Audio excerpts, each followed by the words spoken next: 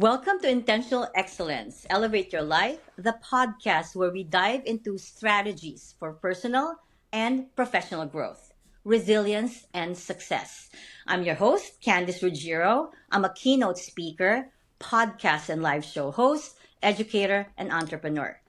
This month, we are featuring a powerful series entitled Solo and Strong, Thriving as a Single Parent. And we are shining a light on incredible individuals who have navigated life's challenges as single parents while still making a difference in their own lives and the lives of others. Our guest today is someone who embodies resilience, personal growth, and the power of transformation in co parenting. JP Marsh is a dedicated single father to a 10-year-old child and has been co parenting for the past 8 years. His journey toward healthy co parenting began 6 years ago when he took a hard look at himself and recognized that he played a role in the conflicts he was experiencing. This realization led him on a path of self improvement where he worked through his personal baggage, changed his mindset, and redefined his perception and goals. And through this transformation, he developed better communication skills, learned to set and uphold boundaries, and embraced a more constructive approach to co parenting. And today, JP is committed to helping others take accountability and successfully navigate life challenges of co parenting. To my viewers, help me welcome JP. Hi, JP. Welcome to Intentional Excellence. How are you? Hi, thanks for having me. I'm happy to be here. Yeah. Do you It's have going to be any great. other things that you want to add that probably I failed to mention when I introduced you? No, I think you covered most of it. It's your normal kind of story, but also an abnormal outcome. Hmm. It's sort of our situation You, is not normal when you look at other co-parents and people with right. kids that have gone through the divorce or breakup kind of area, and you know I get looks of shock. I get looks Right. of, surprise, and then a lot of comments like, I wish me and my other parent, the other person could get Worked out. along or be in the same room or communicate and all these different things. And it's kind of sad because my situation, I feel like, should be the normal, and the high conflict, the ones that can't be in the same room, that Uh are huh. terrorizing their kids and doing all that stuff, intentionally or not, should be the outliers, the ones that are looked at Right. weird. You know what I mean? Like the ones who can be adults, like my situation seems like should be the more common, but it's not. Well, I really want to hear more about how you're able to like co-parent because like you said, it could be difficult for a lot of people. So I am excited to hear about how you were able to successfully work around it. That's why when when like I was reading through all the bio and the stories of everyone, I had to intentionally choose yours Hmm. because you're still using that limitations that you have in Hmm. order to have a better personal and professional life. So I can't wait to hear that. All right, so let's dive into our first question. So JP, let's talk about resilience. Hmm. Resilience is really very big in my podcast, and I don't know anyone who has not met any challenges or trials in their life. And I think this is how we build a resilience. And for everyone to know, resilience is the ability to recover from difficult experiences and grow stronger as a result. Now, resilience is key in co parenting, right? Hmm. Especially when you're facing emotional and interpersonal challenges. Now, JP, co-parenting comes with its shares of ups and downs. What were some of the toughest moments for you? And perhaps share how did you develop the resilience to keep pushing forward in a healthy way? Well, I mean, early on, it was the normal. You know, Like you have to fighting, you maybe. have to communicate, but it's hard to communicate, and you have to be in their orbit and start, figuring some of these things out. Our situation was a little bit different because we weren't married, and Okay. so we didn't get wrapped into the court system. So we didn't have lawyers pitting each other off of, pitting us against each other. We didn't have mediators. We didn't have parenting plan. We didn't have a judge telling us, we didn't have all these outside people telling us that the other person's horrible, and Yes. then trying to get information to make the other person look bad to help us and do all these things. So that took a lot of stress out, but trying to figure it out on your own means that you're going to communicate directly a Right. lot more, early on. And the the habit and the reality or mindset that I had, where I was still dragging all of the feelings I had from the relationship into the new reality of being not in the relationship and being Right. single. And so whenever I would get messages or communication from her, I would instantly get defensive because that was Yes. my common response, from the end of the relationship and all of that stuff. And so then I would instantly get defensive and I would poke something back, and then it was two people throwing gas on a Right. fire, hoping the Right. fire is going to go out. Do that for, a number of days in a row, and then it turns into a big argument or a big conflict, when everybody's done bottling up the last 3, 4, 5 days. Right. And so having to get through that, but having to, it took a lot of resilience and it took a lot of effort to do that, but also try to change that at the same Right. time. Because once I stopped, I had to force myself to respond instead of react to all Yes. of these different things. That's a big thing. Yeah. And mostly it was me being instantly defensive, and I was reacting, and then she was reacting, and it was just going back and forth. And then, but these habits are deep rooted. And so even knowing, once I did a lot of work, stopped reacting, started responding, her reactions were going to continue for a fair amount of time. So I Yeah. had to continue to just keep responding and not reacting and keep responding. And then, once that became the normal, then she wasn't defensive anymore. You know what Right. I mean? Just because I had changed Yes. or I got better doesn't mean that they're on the same schedule as me. And so you have to have a lot of grace and a lot of, care, Right. and patience, because you're healing and changing and moving forward on your schedule, but that doesn't mean that they're following the same timeline, Right. Right. And so even knowing my communication got better, it still took months and months before our communication got better. Okay. And wherever you both are in that situation, let's admit it, there's still pain. And Right. whenever you are in pain, your reaction towards communication gets affected. Right. Your attention towards each other becomes affected. And then you did say that you took away the negative side of other people interfering because there's no lawyer. But think about it. You took away a controlled way Right. to Right. manage the discussion and the negotiation, which Hmm. could be advantageous, or at the same time it could have been a negative way, because Right. so you don't know the effect. Maybe Right. having those other third party would have helped you with the negotiation, with the reaction, Right. right? Sometimes, So I mean, it's hard to tell. I mean, it's going to be case, people by people, case by case, yes, yes, because even,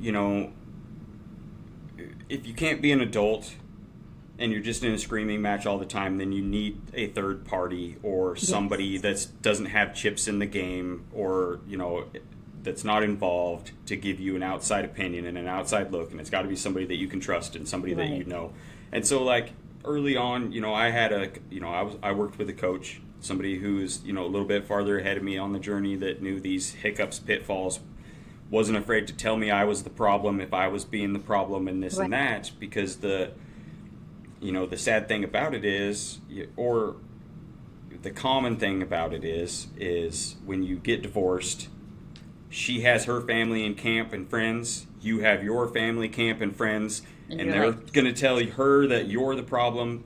They're going to of tell you course. that she's the problem, and you don't get a clear picture of what is actually Yes. going on.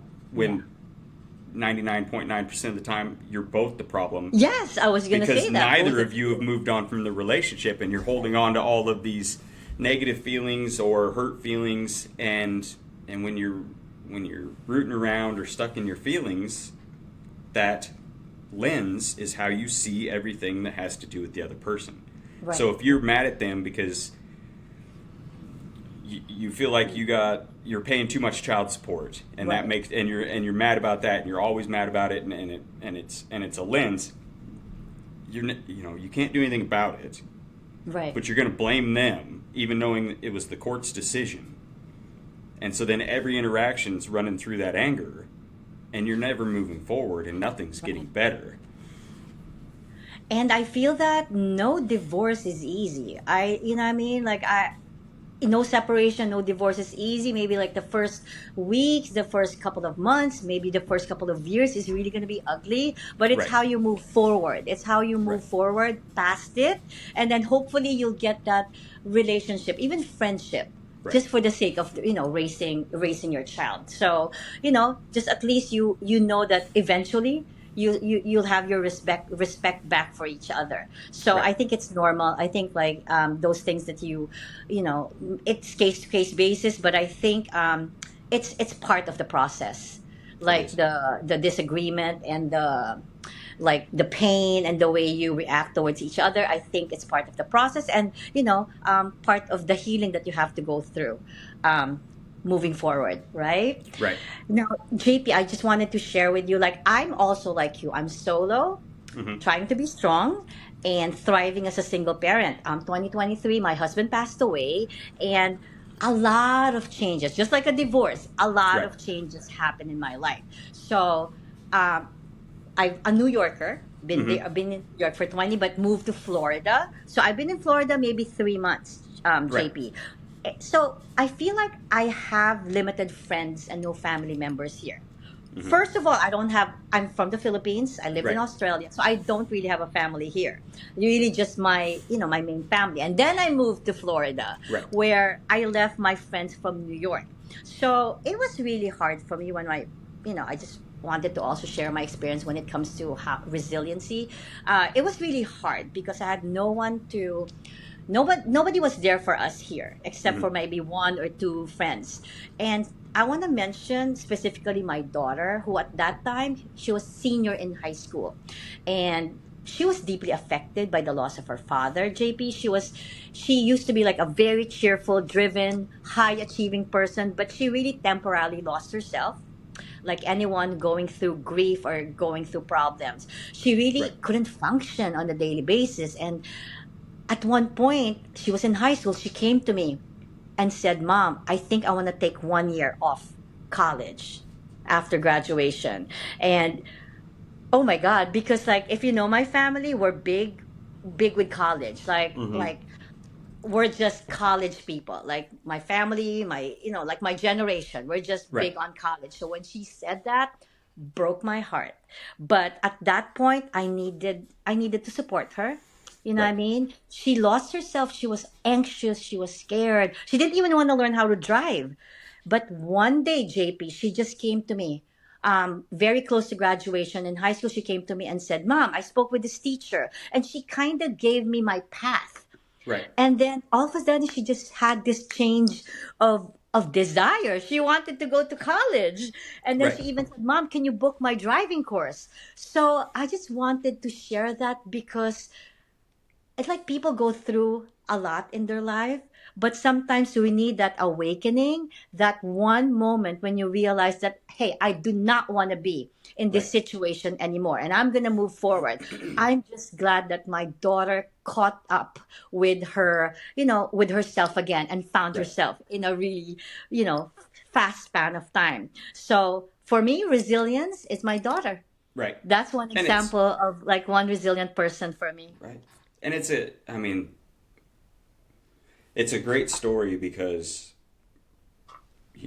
I would say, it's maybe half and half. of the people Yeah. that get lost in, you know, drugs, alcohol, partying, something Yeah. to numb the pain and hide from the world and do these things. And then the other half, maybe spirals for a minute, but is aware enough to where they know that that's not really what they want Right. and don't want to continue that, and they can kind of get through it whether they have help or not. Right. Is in my case, when me and my daughter's mother had split up. So Yeah. like, I moved out of the house that we had lived in for a few years. She just turned 2 and I move out. So, what do you do when you're starting over? Wait, You how move old in. your what? How old? Sorry to interrupt. How old was your child at that time? She just turned 2 when we'd split up. Okay. And so then it's like, well, what does everybody do? You move in with your parents because you're starting your Right. life over. I was 34 years old.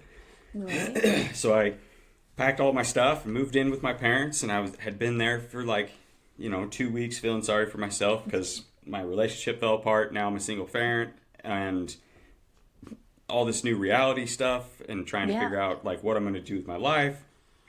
And my dad dies unexpectedly. So then I'm lose the relationship, my whole parenting thing, my whole life changes. Move in with my folks. My dad dies unexpectedly. He was out for his Sunday morning jog. He was trying to get in shape to try to qualify for the Boston Marathon and had a heart attack. So it was like not sickness. It was just out So it of was the blue. Oh unexpected. yeah, just Wow. and Wow. so I'm grieving the relationship. Wait, he didn't recover from that first initial heart attack? No, I think I'm not exactly sure. I think he had some sort of a stroke kind of a deal, Okay. and then it sent him into a heart attack because he panicked. And but by the time they'd found him, because he was on like a running path and there wasn't, it was a rural area, nobody was really around. He'd already Oh my had God. had no oxygen to the brain for long Right, enough to where it right, wasn't right. gonna, they revived him and stuff, but it wasn't gonna. And He was then brain dead. He was right, considered brain dead at that time. Yeah. and so then I'm dealing with that, but then also, I was at my parents' house, so now I'm stuck in all of my grief, but also can't get away from my mom's grief because I'm there. Yes. And then Yes. kind of feel guilty because I don't want to leave her completely alone. Right. And so then it kind of, so I was in I was in that place where I was just, One after for, the other, just the well, and challenges. for a while after, for a couple of years, I didn't really do much except, parent my daughter and go to work. And then that was it. I didn't socialize. I didn't really get out. I didn't really do anything. And then at some point, I started doing a little bit of work on myself and changing like Okay. the conditioning I was getting from TV and all these different, places. And I just was sitting there one day and just, came to the realization that this isn't the life I want. I don't want to Yeah. be depressed and I don't want to be in this funk and I don't want to be Right. living at my parents' house because I feel, and my mom, and it was me, like, it wasn't a deal where my mom Right. needed me there or anything like that. Like, I was doing it to myself. And so then I had to pull myself out of that and That's start my right. life again and get out and socialize and, meet people and do things other than just work and hang out with my daughter. And so that's, but I know a lot of people who get in those situations and can't get out, you Yeah. know. So when you share, after you share that, I thought about the next part of what I was going to ask you. You had a change of mindset. You had a change of mindset. So everything, like you mentioned that once you change your mindset, Right. everything else started falling into place, Right. right? So you did share a few reasons how all of a sudden you didn't want to be part of that. But what were some of the biggest mindset shifts that you had to make? Like after you realized that, hey, I don't want to be in this situation anymore. I don't want to be like this. What other mindset shifts did you have to go through or make, and how did those changes impact your co-parenting journey? I mean, I had to backtrack to when I was a small kid, like Okay. to my childhood baggage and trauma trauma in a way that the way I perceived things as a kid that shaped my adult personality, and that Okay. kind of baggage. Like I was the, you know, my house was pretty disconnected as far as emotionally and support and stuff like that. My parents worked a lot when we were kids, and Okay. and I held a lot of, I held on to a lot of that, and then I had to, sort of acknowledge and just let it go and deal with the fact and accept the fact that my parents did the best they could with the tools that they had. Okay. Okay. And so, like, I grew up as the very, the forgotten child syndrome. The only kind of attention you got in my household Well, how was if many you did siblings something were wrong. you? I was the How many? youngest of two, but Okay. my Okay. brother demanded a lot of attention. Okay. And really, the only way that you got attention was if you did something wrong. You know what I mean? Oh, It wasn't okay. necessarily the Yes. positive reinforcement kind Yes. of house. Okay. And so I was an easy kid, so I just never there was no attention. I was the forgotten Yeah. child because I didn't make a lot of waves, didn't cause a lot of stir, didn't. So then that grew into adulthood, and the hiding and the drinking and the drugs and doing these things because I was numbing myself to hide from myself Right. because I didn't like myself and my internal dialogue wasn't healthy and all of those things. Yeah. And because I didn't feel like I deserved all these things, I never learned how to properly communicate with others and to be able to, express and communicate boundaries and wants and needs and expectations and all of these things. I would bottle everything up and then just, leave or go hide in myself or, numb myself drinking or do all of these things, Right. which is, not uncommon for a lot of people that are unwilling to emotionally dissect their lives. And Right. so then, after all of that stuff, I was hiding the same way, but, maybe not numbing myself with alcohol or doing that, but I was still hiding and Right. numbing Right. myself by disconnecting. And Yes. then, my internal dialogue was still, very, I'm unworthy of love, unworthy of success, unworthy of human connections. People won't love me unless I'm doing something for them, and all of this horrid internal dialogue. And so then the, I needed to change all that. I needed to Yeah. forgive the past because I can't do anything about it. I need to figure out where I am and how I can move forward, start making plans, start Right. making, guides, start changing the way that I think about myself, the way I talk about myself, the way I, interact with other people and, have boundaries, quit committing to everything, being a people pleaser and getting burned out all the time and then hiding away for weeks to recover and do all those Right. things. And the more that I learned what I needed, what I thrived in, the situations I preferred, you know what I mean? And then little Yeah. by little, you Were you can't change. successful? Yeah. I mean, I have a peaceful life that I Okay. enjoy. We moved halfway across the country, so I have a completely different friend circle. We moved from Oregon to Montana Okay. for like 4 or 5 years ago, and I'd never been to Montana before we moved here, and so So you like the change? I like that I don't have to, play this role that everybody remembers of me from 20 years ago. Right. And so, like, the friends that I have aren't people that I grew up with or from high school. They're people who are like minded or inspire me or doing things with their Right. lives and all of Yes. these things, as opposed to the people that are sort of stuck in their negative thoughts and all these things, or that want me to be this guy that I was when I was Yes. 25. And so, it change is good.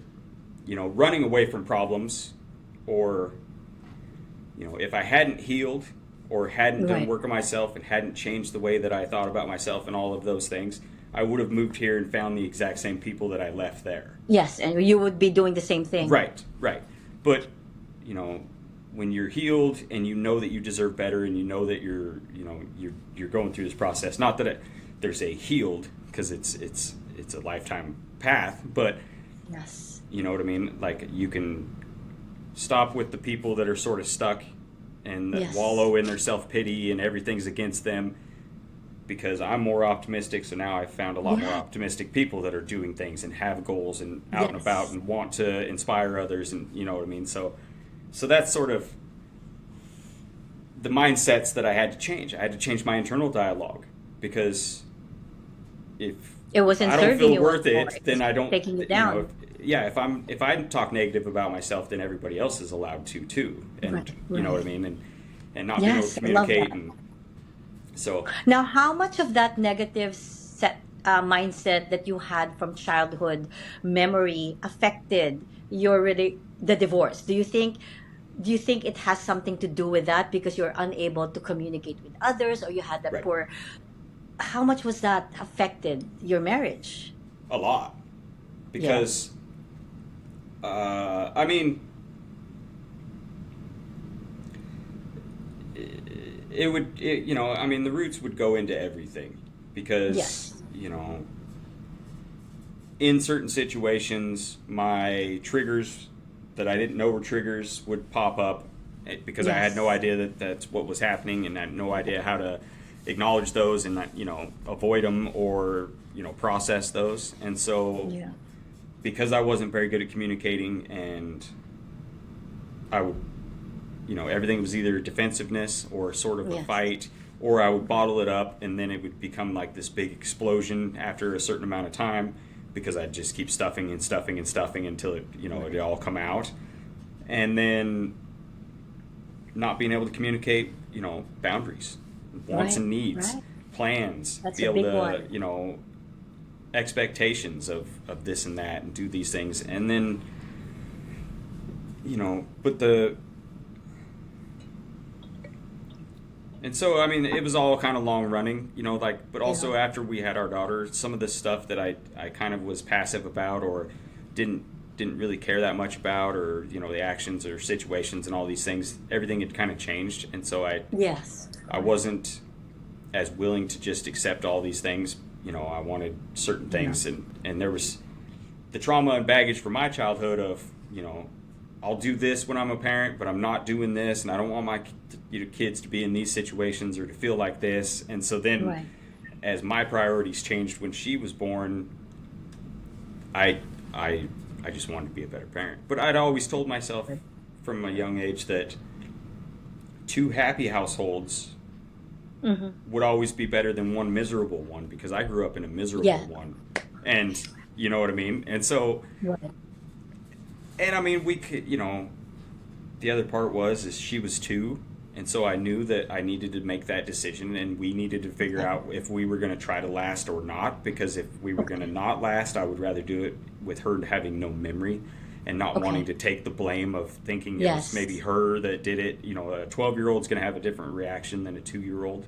Yes. A But lot. A lot I didn't different. want to have a miserable house waiting for her to turn 18 to get split up or have a divorce, you know what I mean? And then have Right. it be a Yes. huge mess because then you have more stuff that you're trying to separate and all that. And so it was kind of a timing and, you know, what Yes. do I want in life? And do I want to, you know, be unhappy, you know, be on edge, be Or arguing all have the a time better, and, or you know what I have a mean? different. Yeah. I like Right, that. Hmm.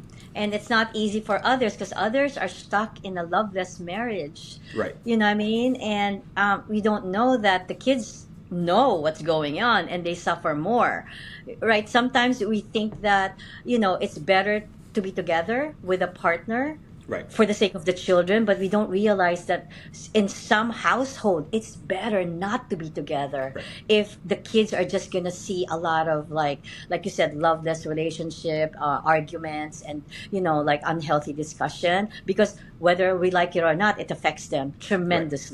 tremendously. So I Well, I yeah. love what happened to you. At least, like you said, she or your daughter was only 2 years old, Hmm. and her memories will have very limited, you Right. know and And I'm glad that it worked out for you. And I mean, because I grew up, my parents were, you know, roommates at best Okay. until I was like 16. I never saw my parents kiss or hug or really do anything Okay. outside of all of us until I was 17 Right. years old. You know, Okay. dad worked, had a restaurant, worked during the daytime. My mom worked at the mill and worked swing shift. They'd pass each other, you know, when one was coming and one was going. And nobody, you know, unless we, you know, I mean, not that we took vacations or anything, you know, very much. We were pretty poor, but, you know, we'd go on a camping trip and it would be all of us, but outside of that, like they didn't ever go and do anything together. There was no date nights Right, or any right, of that kind right. of stuff. And so that was my upbringing and what I thought relationships were. And so like I didn't want to, raise a child in To that be in kind the of same environment. cycle, Right. right? And so, Right. and my daughter's in a blended family now. Okay. And With your so side or her side? I her mean, side, you don't have to. uh, Okay. her mom, but, we live in a small town in a rural Okay. community. I think we're like, 5, 6 blocks away from each other or something like that. But like, Okay. 4 houses per block kind of deals. Right, right, right. And, my daughter comes and goes as she pleases. Aw, But we that's good communicate. But we though. communicate. So if she's grounded at mom's, she's grounded at dad's. No tablet at mom's, no tablet at dad's. The rules and responsibilities are the same. The food's pretty close to the same. The expectations, the bedtimes, the TV time, all of these things are either the same or super similar. And Wow. so we don't get pitted against each other. So, Right, but if right, she wants right. to come here, she can come here. If she wants to stay with mom, she stays with mom. I mean, we have somewhat of a loose schedule because of the Right. stepbrother and stuff like that. But and we sit by each other at the school functions and the dance recitals and go to the Super Bowl Sundays together. But I mean, there's a Yes. big group of a lot of us that are all from Oregon Right, that live right, here. right. But the summer trips, the lake trips in the summer, the barbecues and all these things, like it's no big deal for us to all be there at the same time and doing it all together. And if there's certain kinds of vacation type deals, we've discussed some of those scenarios too. Right. Like a Disney World kind of trip. Like That's a all of big us trip. would go. Well, we Uh, would all go oh, and then stay in the with your same. ex-wife? Well, not stay in the same room, Yeah, but that's amazing. but be there at the Wow. same time. That way, we both get to everybody gets to experience Oh, it, and wow. then you know the couple nights that my daughter would stay with me in my room, they can go do adult stuff and have like a halfway vacation outside of just being a kid vacation. Right, And right, then when right. my daughter stays with them the other few nights or whatever, then I can go see the adult stuff that I want to see, go to the beach and just lounge or Yes. Universal Studios or whatever the case may be. Right. And so when you can, not that that's going to be an option for everybody, but it is an option, you know what I mean? But to be civil is something because nobody wants to miss out on high school graduations, babies Right. being born, weddings, grandkids' birthdays. You know what I mean? It doesn't end when Right. your child is an adult because if you Right. can't be in the same room, then somebody's not get doesn't get to be at the hospital when your first grandkid's born. Somebody doesn't get, you're putting stress on them because oh my god, now I got to worry about them being at the hospital. Oh my god, they're going to fight at the Yes. wedding. They're going to ruin my wedding Right. because they're going to get in a big old fight. I can't sit them even remotely close to each other. All these different things. I mean, Yes. it's a lifetime kind of deal, and if you can heal sooner Right. and at least get to a place of civility or Yes. cohabitation, I mean, that's something to be said because It's not you're easy. still putting impressions on the rest of their life. Somebody's getting left out of Thanksgiving. Somebody's getting left out on Christmas morning. When your Right. grandkids, your 2-year-old grandkids opening all their Christmas presents, like somebody gets only to see pictures, or you both get left out and they go to the Right. other parents' grandparents, you know, and they just don't want to deal with you at all because you can't be in the Right. same room with anybody. This is the reason why you're here right now in this podcast because um, divorced couples would do anything just to be civil with one another. Right. Even not just the couple of years, even like years, decades. Sometimes they can't even go past the pain, go past what happened to them. And the Right. fact that you're co-parenting, you're not just doing justice for your own selves, but the way that you're making it work for your children, just simply amazing. Mhm. And no wonder you're here sharing your story because that's a hard task to be at. That's a hard place to be. Right. So, JP, have you done something in a personal level to share these experiences, to share these strategies to help others reach this point? Are you doing this? Uh, Like what? oh, I work with people. Okay. Like, Um, did you put up like your own coaching business on this yeah. one? Because this is huge. Some people Well, it might kind need of support. yeah. I do coaching Okay. and help people, and it it evolved from people commenting and being like, oh my god, like at the soccer games or this or that, and it was like, Right.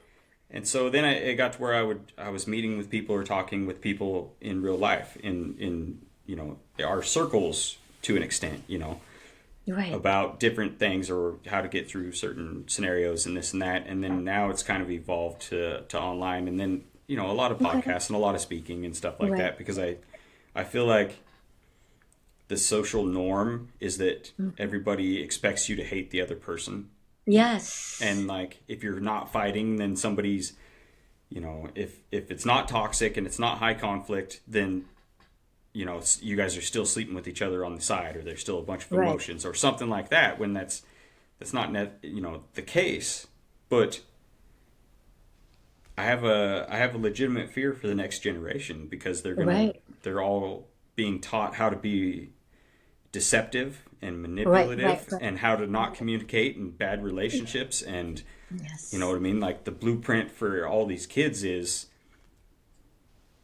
be toxic, treat the other everybody like shit, and then using your kids as weapons or spies is teaching Yes. them a lot of negative, like manipulation tactics that they're going to carry into their adult lives. Right.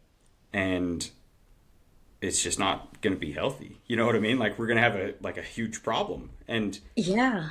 And it's really a common problem now. And I feel that I want people to understand that things happen. right, Divorce happens, separation happens, but I hope with you being here and sharing your story, they can realize that, hey, there's a light at the end of the tunnel. It's not that bad. You can still make things work and right, come up with a more positive and a good life, no right. matter where you're at the point of your life, right? Hmm. And just imagine how many people go through divorces or separation and they feel that this is the end for them. I Right, actually met someone, a male, who it's been 2 years, been divorced for 2 years. And when I tell you, struggling, right, hurting, right, crying, the wounds are so ingrained and deep that he literally cannot move on. And he right, doesn't even have a child. He doesn't even, they don't even have children. So I don't know. It takes a lot for a person to go past their wounds, their right, pain, and their challenges. And I don't know. It's just I hope that people realize that they might need support. Ask right, for help. right. Ask for Well, help. Sometimes you can't do it alone. I explain it to a lot of people that, I mean, it's a grieving process Right. because the relationship died. Right. And not Right. that not that I'm saying that it's, you know, the same sort of grieving process as your situation where somebody actually Each passed away, grief is different. Yeah. but the relationship died. Right. And so if you don't let it die, grieve it and move forward, or at least Right. accept where you are, you're still Yes. seeing that person as the person you were together with. And then you cannot move on because you Right. didn't grieve it and let it go.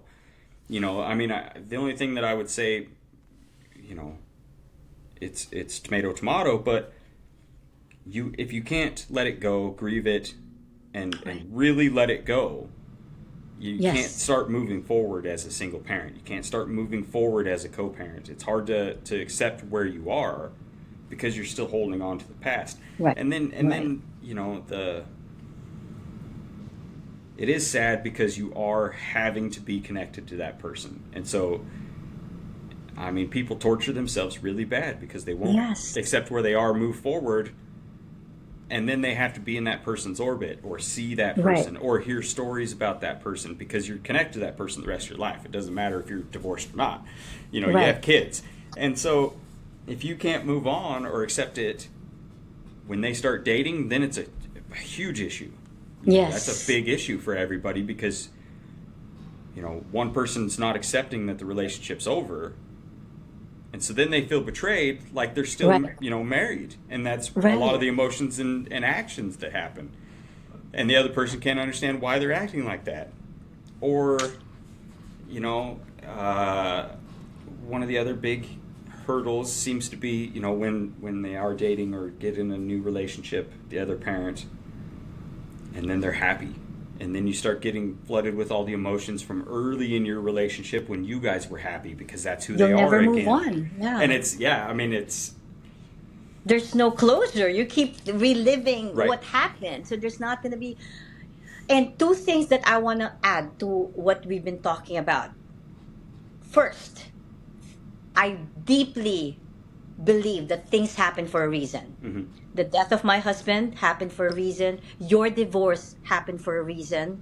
It means there are better things Right. happening for us. I do not believe that it happened to us because we're being punished. It's just we want, like, whoever you believe in, God or the higher power you believe in, wants you to go through this process because it's gonna make you a better person.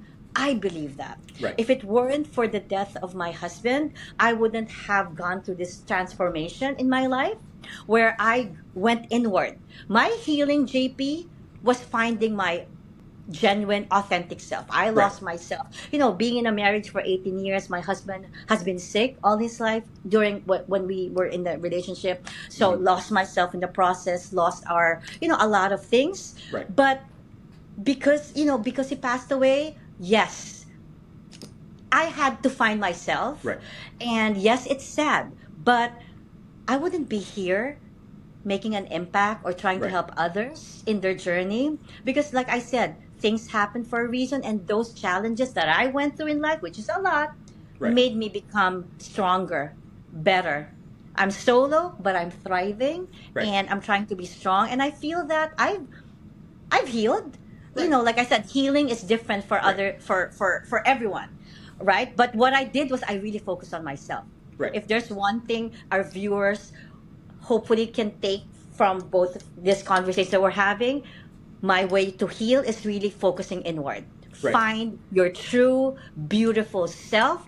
That's when you're going to heal faster, and you're going to find why these things happened for me, to Right. me. Right. So, And yeah. it's I mean, even if we use you for an example or me for an example, Yes. like yes, your husband passed away and it was tragic, and there's two ways you can go about it. You can accept it, allow yourself to be happy and healed, moving forward, remember all the good stuff, and not, what I mean, celebrate the life of your husband. Or Right. you can be destroyed, sad, Yes. depressed, stuck, dwelling on all of the, seeing him sick, not having him here, pity Right. party, poor me, all these different things. And even in my situation, like, there was a whole lot of character stuff and a lot of personal Right. things and a lot of things for me that I needed to change, but I didn't know that I needed to change them, and I didn't know how to change them, and I didn't even Okay. really wasn't aware that any of it was there. Other than that, and I knew the drinking was bad and all of these different things. So it splits up. Now, whether it's the universe for me or for my daughter's mother, now she meets a guy and has a great relationship for, as much as I know about their, personal relationship, Right.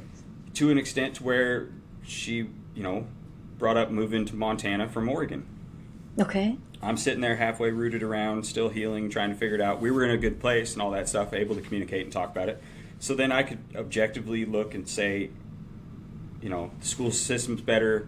It's a better, community to raise a child in, and all these different things. And so, yeah, let's do it. So then we move here. I get a Wow. whole better friend group, and I'm in a new area that I enjoy living in, and Right. I'm thriving here, and I have a simple life that I enjoy, and I'm, I have the all of these things that I, the life I want, the life I enjoy, and I'm thriving Right. here. The universe kind of split us up, but I healed. She's Yeah. in a great place. Yes. We have a great relationship. We're in an area that we both, maybe don't love to live, but don't dislike living. There's not a lot of crime here. It's a great place for my daughter to grow up, a great culture type, the values and morals and all of these things that in the community are great. Right. And so, but if I wanted to, I could, I could either accept what the universe is giving everybody, or I could resist it and I would probably Right, be, and I right. would still be upstairs in my mom's house, just Yes. working, just going home, numbing myself with whatever 10 years later, instead of, thriving and accepting that everything always changes. Nothing's going to work out how you want, but it doesn't necessarily mean it's not Right. positive for you. It's not to And be so better. changing my Yeah. mindset, a lot of my mindset shift was being open to optimism and Right. accepting things for what Love they that. were rather than the way I wanted them to be, and looking for the lesson or the positive outcome in all of these different situations. Like, the situation itself may not be positive, and it may not be Right. ideal, and it may not be what you want, but what can I learn from it? How can I move forward from it? And what's the benefit if I accept that it is? Because resisting it's not going to do anything except keep you Yes. stuck. Right. And I wanted to add with like your story a while ago, you kind of broke the cycle Hmm. because you saw what was going on with your own family, with your mom Right. and dad. Yes, they were together, but they weren't even in the same room, or they weren't really intimate or anything like that. And with you actually physically separating, Right. you actually broke a possible cycle that could Hmm. have happened to you. And I don't think it would have done any good, not just for yourself, but also for your child, Right. right? At least she knows what happiness, true happiness is, even in, despite the situation that she's in. That was Hmm. such a good role modeling that you showed to your daughter. Love that. Thank you, And it's JP. that's one of many generational curses, or Yes. traditions, or things that have been passed down from. I try to add more tools to my toolbox and try to have Yeah. more knowledge and try to be a better or more interactive, Okay. emotionally intelligent parent than my parents were. Not saying that my parents were horrid, but not saying that they were necessarily the most tooled, the most Yes. equipped. But they did the best they could with the tools that they had. Now, they were better than their parents. And so every generation's Wow. trying to be a little bit better, but Yes. Yes. if you're not adding tools to your toolbox, it's hard Yeah. to break these cycles. And so there's a lot of these things that I've made conscious efforts into to not Wow. continuing. I tell my daughter I love her every day and every time I drop her off, and all Oh. of these things, which wasn't something I grew up necessarily with. And Right. being able to sit and have, you know, teaching her how to communicate effectively and have boundaries and have difficult conversations and stand up for herself, and all of these things. And not that I'm a perfect parent. Like, I Yes. accept the fact that, to anybody that thinks that, worries about screwing their kid up, the answer is yes. I mean, you are, Yes. but if you can equip your kids with enough knowledge to where they can sort through the baggage, sort through whatever traumas, or, any of these things early in their adult life or in their teenage years, and be able to move forward and not, dwell on these things, is a better route than, Right. Right. keeping them at arm's length, or not equipping them to Right. succeed. Yes. JP, let's talk about balance. All right, I Mm-hmm. know you were able to share with us how you tried to balance, how you and your ex-wife tried to balance everything to make it Mm-hmm. work. I just need one advice from you when it comes to balance. You can talk about where you're at right now, or where how you managed to pass through that divorce process in order for you to find that balance. Like, can you give a strategy to our viewers, like what will work in a situation like this? What worked for you now, what's working for you, or maybe back Yeah, then when things were hard? I would say the thing that probably keeps the most people unbalanced, Mm-hmm. or is the double standards. You know what I mean? Okay. Like, The pride could be pride could also. be pride, it could Okay. be Ego. control, Yeah. Yes. but double standards. You know what I mean? Like, don't stalk them on social media if you don't want them stalking you. If it's okay for you to date or to do whatever you want when you don't Yeah. have the kids, it's okay for them to do the same. Don't drive by their Right. house when they don't have the kids to see whose car is in the driveway. All of these different things.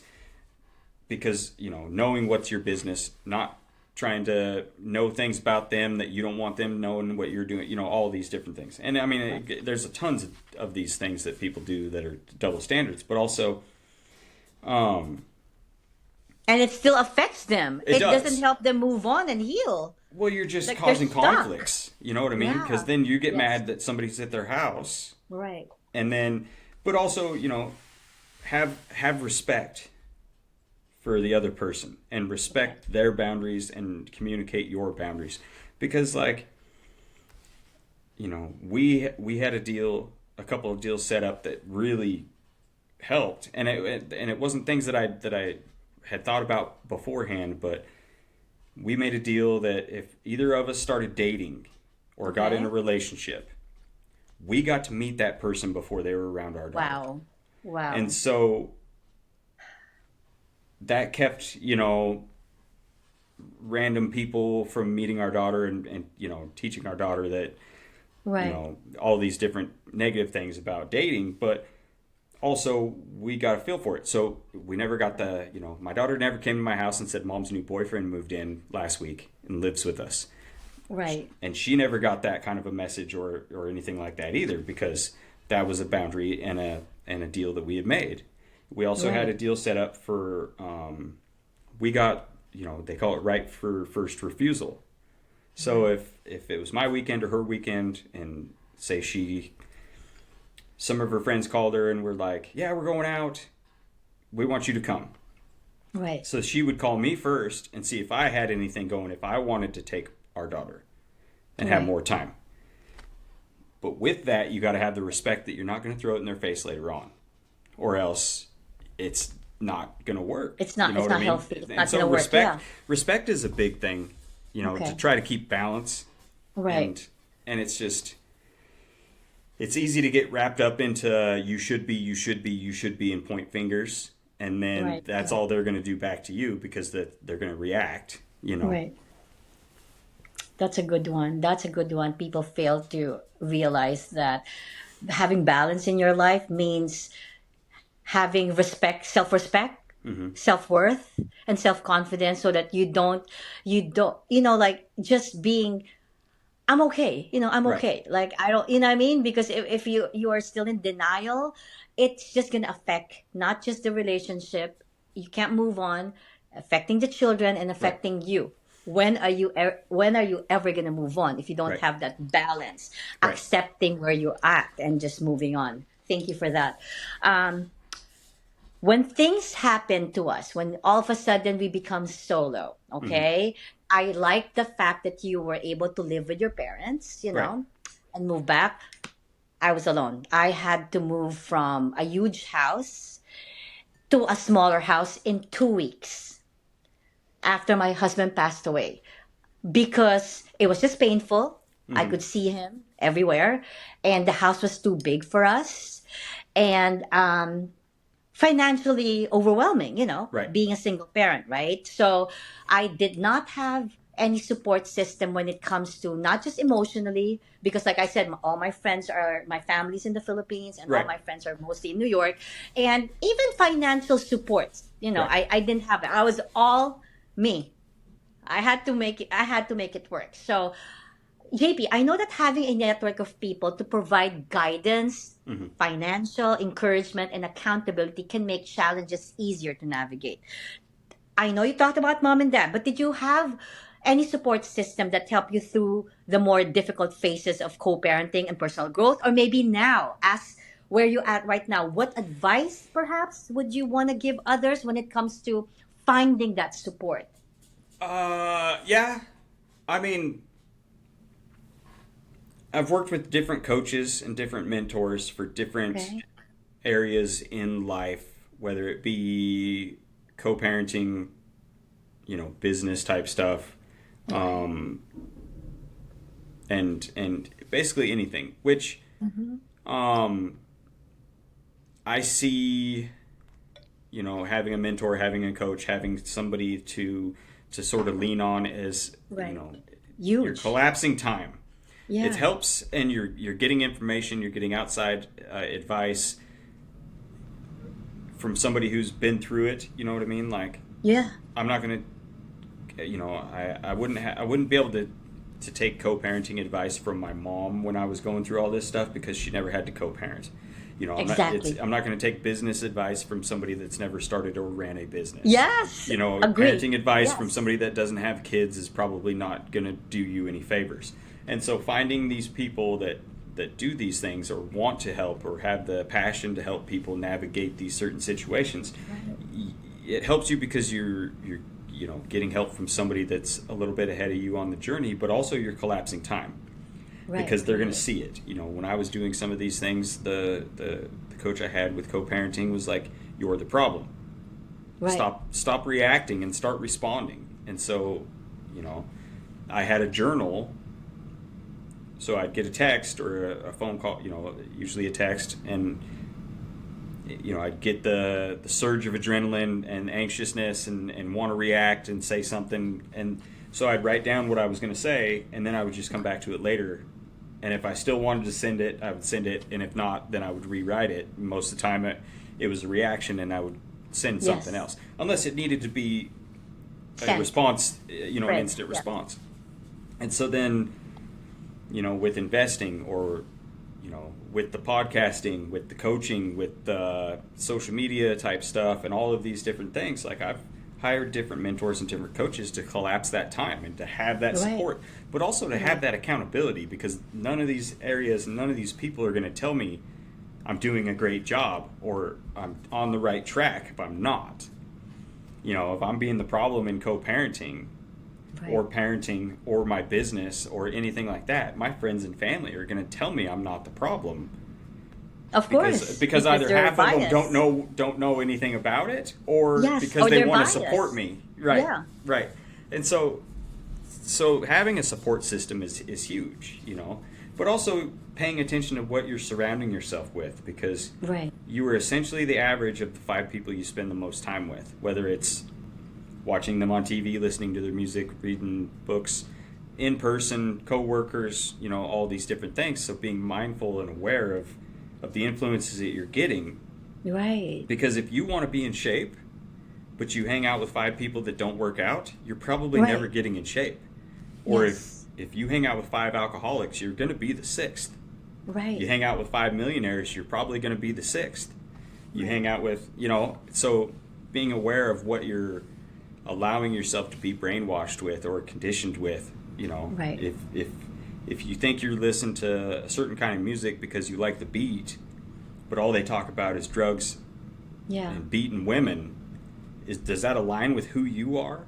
Right. Because you're Right. being Is it influenced. going to help you? Is it Right. going to help you? Right. And so, and looking around and being, having the awareness and I spent a lot of time learning, mindfulness and training and Right. mindfulness training and learning how to slow I everything love that. down. I love that. Yes. So being able to be aware and slow everything down and make decisions Being that come fully from present. a place, being Yes. present and making decisions that are coming from a place of understanding and knowledge instead of Right. reacting decisions. And so then once I was able to do that, it was easy to find, support systems, friends, people in my life, romantic relationships or Right. all of these different things.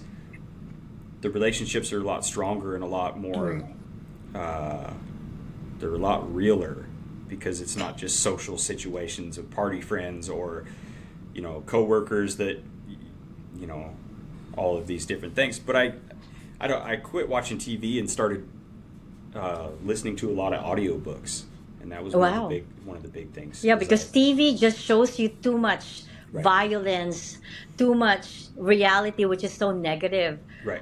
You know what I mean? Like, where can you even turn on social media or TV Right. and not see a lot of negativity Right. in in the world? And even outside of the negativity, like every commercial break for every show or every, the news is probably one of the things that I tell people to stop Right. the most, because it's all bad news, it's all fear, it's all, none of it makes you feel good. Right. But also, right. like, the conditioning that you're getting, every commercial break that some magic pill is going to fix whatever, perceived issue you have, Right. instead of doing any kind of work. You know what I mean? Like, this is going to make you skinny, not eating healthy and going to the gym. Yes. This is going to make you happy, not working through your trauma and baggage.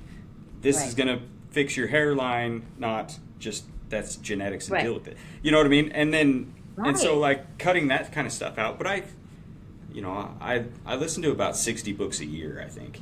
Wow. On like psychology, mental health, early childhood development, trauma, all these different things, because I can listen all day on my day job and all afternoon, and I don't watch TV, and so I would rather be consumed with knowledge than be consumed with distraction. Right. Love that. I love what you just said, distraction. And one thing that I took from what you just shared when it comes to, did we talk about support system, is that you are the best coach if you were able to go through that experience. I don't care if you have a doctorate degree or double major in master's as a psychologist, or, you know what I mean, psychometrician. But if you did not go through that experience, I don't think you're the best support system. You know what I mean? Like, like where did you get your information? Where did you get the way that you're going to help support your client? That's the reason why I have this podcast, JP. Everything that I talk about, one of the main things that I talk about, not one, like a few, let me mention. I talk about leadership. Right. Because I went through. I used to own my own schools in the Philippines. I'm a leader. I have my admin degree as an educator. I talk about authenticity because I literally went through my self-care journey, which helped me find my authenticity, like who I am, which is really embracing my weaknesses. Like when I say I'm authentic, it's like finding the ugly part of me, my limitations, my things that I needed to improve on, and use it to make me become better. Right. I talk about intentionality because I am so intentional with what I do right now. Even finding the right guest for my podcast, I do a lot of research because I want to go back to that balance. I wanna give my viewers a balance of story, of like experiences, and the guest. So like what I said, it's such a powerful way to come up with a podcast when you yourself have gone through whatever you are talking about in your podcast. People don't have to pay for a fee, and they know it's consistent, because I'm gonna ask you about consistency, which is our last topic. I'm here three times a week, talking about the same skills or adding more. And it's, I mean, if they need support with whatever they're going through, all they need to do is listen to myself, to you, to my guests, and just we're just talking about our life experiences and how we navigated around it to become better, and how it made it work for us. So I feel like people like us are the experts. If we are here coaching people, making an impact, making a difference, you don't have to go anywhere else. Just find it. It's right in front of you for free. And, just the presence of social media is so powerful. Use it. Use it not for negativity, but use it to help you become a better person. Well, and it's, there's a book that isn't necessarily it's just a book I enjoy. It's not necessarily like a personal growth kind of book. Please share. But it's The Sandman. It's a Neil Gaiman book. Audible does this thing, but there's a part where there's a character in it that's doing research on something, and it's like a fictional kind of book. But he quotes this line, and it's like, what I've learned in my life is you can know anything. It's all there. You just have to want to find it. And it is. I mean, you can learn absolutely anything. If you search for it, if you're open to learning. All the knowledge that you can possibly imagine is at your fingertips. I mean, everything is on your phone. I mean, you can find anybody that's been through any situation that's similar to yours, or has knowledge, or has gone through it or been destroyed by it or wrote a book about it or has a podcast about it or a blog about it. I mean, like you can learn anything and you can know anything right now in our history. And if people chose that more than distraction, they would have a lot more balance in their life, you know. Right. You can distract yourself with Saturday college football and Sunday football and Monday football and waste 35 hours every week for 6 months, 4 months, distracting yourself. Or you can take that, you know, a couple hundred hours that you spent staring at a TV and learn how to weld, and then go get a job making $150 an hour welding underwater at the oil rigs, or welding at a fab shop, or glass blowing, or auto mechanics, or painting, you know, music theory, piano. I mean, you can learn anything. Right. But it's whether or not you want to distract yourself or do it. You know what I mean? Because I talk to people all the time, like, oh, I wish I knew how, I wish I learned this, I wish I did this, I wish this, and it's, you're not dead. Go learn it. Yeah. Yeah. And I'm going to add to what you said. So I have several keynote talk because I'm a keynote speaker. There's one lesson that I talk about, and that is everybody has the skills, strength, Right. and talent already in you to overcome whatever it is happening in your life. You just have to really cultivate it. Don't come to me and say, I don't know what to do. I don't know how to do this. I don't know. Everybody has gifts. Everybody has, you know, like those skills and talents. Really, just really, like, if you have to just silence your head and brain and think about, hey, I have this. Look, even go past your, you know, your past. Like, what was I good at when I was 4 years old? What was I good at when I was in college? And use it right now. You don't realize that I don't need anything else. It's within me. Right. And if it's not within me, I have the ability to learn. Right. I have the ability to learn. And that's all you need in life. That's all you need in life. Well, there's, and there's, I mean, it's similar to something that I heard a long time ago that that'll be in the back of my head until I die. And it's, your comfort zone is where your dreams go to die. And most people want, but they don't want to leave their comfort zone. And so the want isn't enough of a push. You know, it's the I want instead of I am type talking. And it's the I wish instead of I will. You know, and the way that you speak and the way that you speak to yourself internally is going to dictate the things that you do. And so, like, I am learning how to play the piano. It's not I want to learn how to play the piano. I just started doing it because I want, you know, I will learn how to play the piano. It's something that I always thought would be interesting, something I always wanted to do. And so, you know, was it in my comfort zone to ask the music teacher at my daughter's school for lessons? No. You know what I mean? I'm 40-something years old. But it's something I want. And so, but it's something I want. You know what I mean? Yeah. Instead of something I wish. And so I am instead of not, you know. But it's, you know, you have to build that confidence to get out of your comfort zone. And so you're gonna have to start small. You know, and start doing small things that get you a little bit out of your comfort zone, a little out of your comfort zone. You know, if you want to have a podcast one day, then start by making reels on Facebook and get used to talking in front of a camera, and then maybe be a guest on some podcasts, or, you know, do, you know, mock podcasts with family or friends or kids, or, you know, make one side video and then do another, you know, but getting out of your comfort zone to be recorded. You know, getting out of your own way, because nobody likes the sound of their own voice. You know what I mean? Nobody does.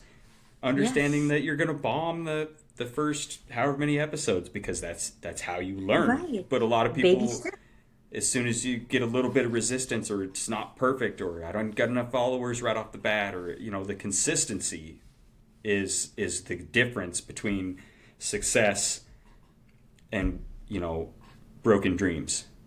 You know, the not resentment, but the looking back and feeling bad about not And not finishing doing something, anything. the all that stuff. The broken dreams come from inconsistency and not doing Right. it, not the repetitive, because what was it? The light bulb. You know, he figured out 999 ways to not make a light bulb by the time he figured out how a light bulb Yes. works. Yes. He had to fail first. Right. He had to You experience know, failure, Honda failed before 99 he times realized. before they got the Yes. motor right. Yes. All of the, there's nobody that's successful that didn't fail, didn't Right. stumble, Right. didn't blow something up, didn't completely embarrass themselves, didn't, you know what I mean? Like, Yes. there's nobody that's successful that didn't go through struggles and all of these different things. And so, but they're willing to continuously jump out of their comfort zone and put in the consistency of going after the goal that they set and what they want, Right. not taking no for an answer, not being held down, and not letting people Right. say that they're not smart enough, good enough, fast enough, equipped enough to do it. I mean, Right. so consistency is a big part of life. Yes. And reflecting on what you said, like I've changed career only in July, Right. right? 30 years of being in the field of education. If I did not step out of my comfort zone, I was so different 7 months ago, very different. And through a lot of failures, a lot of setbacks, a lot of challenges. But looking at myself now, where I am right now, I could say, I'm so glad I stepped out. And Right. one thing I'm going to add, I'm glad that I started. Right. I had that thing in my head, like, I want change. I don't want to be stuck doing the same thing over and over again. Or, like, I'm not going to be a depressed person because, like, my husband died. Like, there was this Right. switch. Right. We're in, like, I need change. Right. Start. Right. Wherever you are, whatever you want to achieve, what could be big, small, start. Right. And I mean, I That's was the first thing of stepping out of your comfort zone. yeah, Start. yeah, and I was the same.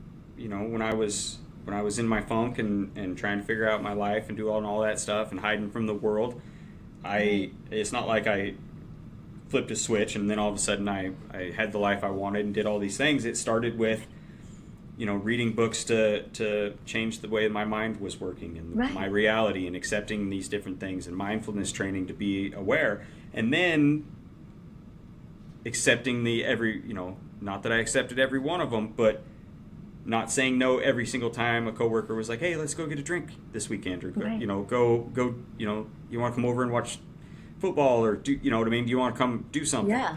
And then that turned into okay, I'll step out of my comfort zone, once a month, every couple weeks or something like that. And I wasn't going every single time, but I would accept them every once in a while, and then that leads into a little more confidence of not wanting to be at home and wanting to go do things. Yes. And then now all of a sudden, after a while, I'm asking somebody to go do something. And then Yeah. I'm going out on a date, or I'm going to the movies, or, Right. whatever the case may be, whatever you're interested in, or whatever, social situations show up. And then it became a deal where, I was, leaving the place that I'd always called home, moving to eastern Montana, a place I'd never been. Right.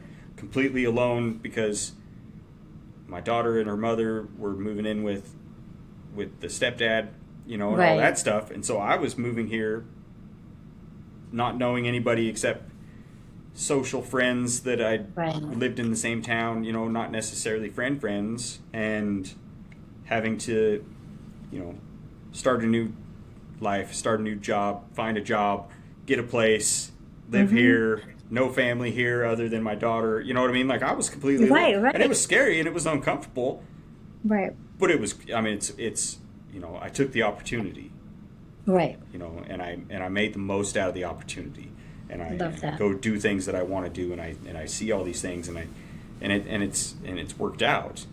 Not Right. that it's always going to work out, but if you keep going, Yes. the likelihood of Consistency. you finding that happiness and doing something that you enjoy and being, making the connections that you're looking for, you have to leave your house. You got to get out of your Okay. comfort zone. You have to make Yes. connections, whether it's online, in person, whatever, or you're going to be stuck. Right. And if you don't want to be where you are, but you're not going to do anything about it, you're never going to leave where you are because you're just allowing yourself to be stuck. And I'm going to like summarize the entire podcast from you, like Mm-hmm. what we just talked about. Whatever you're going through, Right. whether us being solo or whatever challenges anyone has, build your resilience. We talked about building. Now you try to build your resilience by being, like we talked about, just accepting the situation and moving past it. Find balance no matter how difficult, how many life changes you're experiencing. Find balance in the best way possible. Find the support system, like what you said. And finally, be when you've reached that point wherein things are getting better, things are improving, be consistent. The key to long term success, whether being solo, parenting, relationships, and personal development, is consistency. Consistency not only builds trust, security, but progress. Consistent as a motivational and keynote speaker. I'm on social media, JP, Mm-hmm. every day. I post every day. I speak, I send out quotes, messages, I do video messages. They see me every day. I Right. never fail, not even one day. And like five different social media platforms because I believe in consistency and eventually I'm going to reach my goal. Right. I'm going to reach my goal because I am consistent. No matter how small or big, I just I stepped out of my comfort zone and I'm consistent with what I'm Right. doing. And it's helping me grow as a person. It just helps me grow as a person by being consistent because I want to keep getting better because Right. I don't want to be stuck. I Right. don't want to be stuck doing the same thing. So every day I think of like what other creative way can I present myself? Because you know what? My end goal is really making a difference and making an impact and really making this world a better place. Right. That's all I want. That's all I want. No fame, no monetization. I really want to be there for others. You know what I mean? Mm-hmm. Um, I hate to end this. You have such a powerful story to share. I love everything, but can I ask you Mm-hmm. if there is one quote or topic or concept that you would like to leave the audience with? What would that be? We talked about so many good things, but what's one thing that you want them to remember you with or by? It's a quote that I Mhm. ended up getting tattooed, and it says bow to every circumstance as a teacher, Okay. which is Can you say that again? bow to every circumstance as a teacher. Okay. So Wow. learn from everything that you go Learning. through, Okay.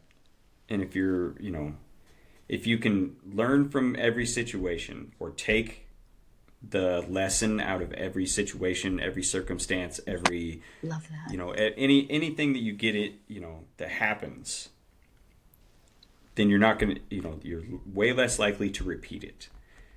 I kept repeating tons of different behaviors, tons of different thought processes, tons of different situations, whether either internally, externally, Right. socially.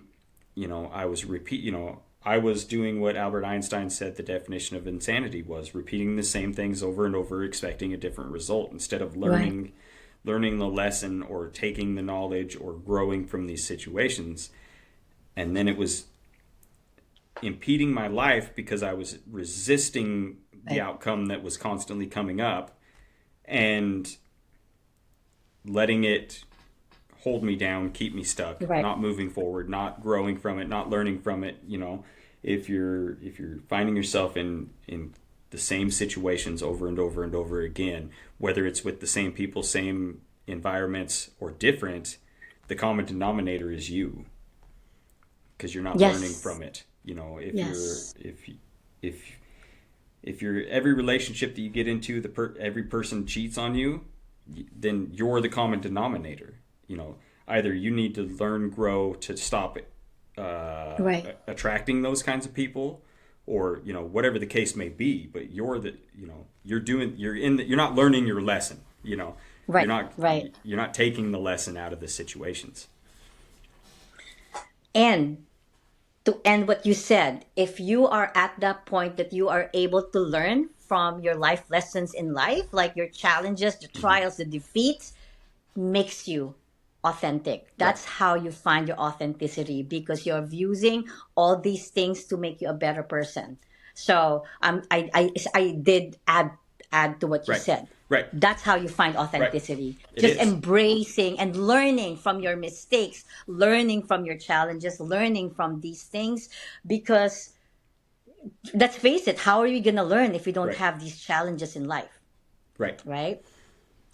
And I just want to remind everyone listening that being solo, which is my series, does not mean being alone. It means we're standing strong in who you are, taking ownership of your life, and not letting any circumstances define your future. JP, this has really been such an inspiring conversation. I just want to thank you for your journey, your wisdom, and your heart with Hmm. us, for sharing it with us. Before you wrap up, how can the viewers find you, or how do you have anything to share with them, what you're busy with, or like what you want to promote? Because I'm sure they're gonna find a way. They're gonna learn a lot from this one, and maybe Uh, seek your support. I'm recording a podcast, doing episodes and stuff right now. I haven't published any yet, and so that's What's on the the name of your way. podcast? Marsh Talks. Okay. Okay. And then, if Instagram is usually where everybody sort of, I kind of push everybody to follow and interact, and that's where I keep all that stuff because it's easier to separate. It's all this stuff, the Yeah. online business and all that stuff. As far as the messages, it's not muddled with friends and family and any of that kind of stuff. And so, at Yeah. JP Marsh, Okay. or at JPMRSH All is right. is where I'm at. And then if people want to send a message or connect that way, that's Okay. usually the best place. And I am publishing this on Spotify, YouTube, and if hopefully soon Apple. I'm just getting some setback with the Apple one, Hmm. but it will. And also, I have like a marketing group, so hopefully it's going to be spread everywhere. But I'm sharing this to like five different social media platforms. So Oh, I will perfect. be asking for the quote that you said, Hmm. so we can reflect on that, and all your links to Yep. all your social media websites, so that they can directly contact you. Perfect. Okay. All right. So for those of you listening, if you want to learn more about my work, my courses, um, go out to my website, www.candiceruggiero.com. Connect with me in multiple social media platform, Linktree/Candice Ruggiero. And remember, never forget. JP, any other parting words before we go? I think we've covered most everything Yeah. I got for this morning. Thank you. So remember, everyone, never forget who you are. Thrive, grow, and live with excellence. You may be solo, but you can be strong. Until the next time, stay intentional. Have a, wherever you are, good morning, good evening. JP, thank you for being our guest. Thank Thank you, you. everyone. Have a lovely, wonderful, like you said, a moment. Take care. Bye, everyone.